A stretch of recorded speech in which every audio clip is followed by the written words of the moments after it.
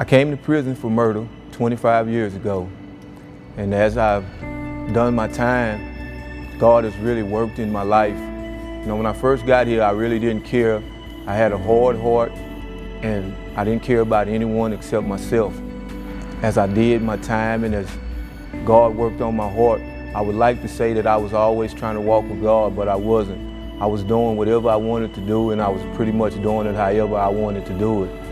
But somewhere along the way, people praying for me and people caring about me and my family coming to visit me, and their prayers and their just constantly believing in me, something began to change in my life. You know, I began to look beyond myself and begin to honestly care about others. And as one night, it's hard to explain that I just got down on my knees and I asked God to just come into my life, and if He's real, to show me. And things began to just change in my life one day at a time.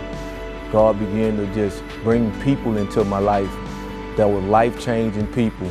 Began to bring volunteers, He began to bring ministers, began to bring a good chaplain. I ended up transferred to the Stringfellow unit, and I met Chaplain Watkins. And when I met her, it was just like one of the most life-changing experiences of my life.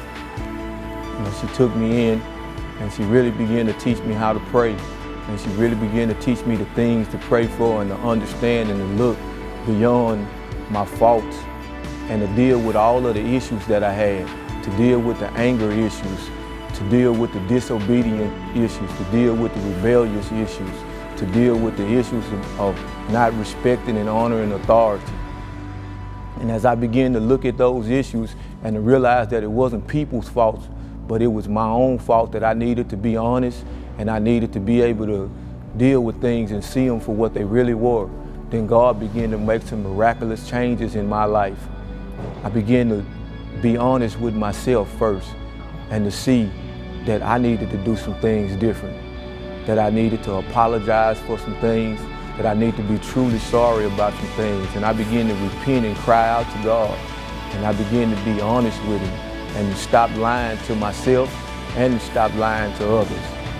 I believe that God is going to use me in the ministry to help wounded men like myself, to help men that's been broken, the men that's been in prison. And my passion is to come back to the prison after I leave and help men to understand that God can do it for you, that God can work in your life, no matter how long you've been locked up, no matter what you're here for, that God is a difference maker. And if you'll be faithful and if you will truly believe in Him, that He'll not only stand with you, He'll stand for you, and your life can change.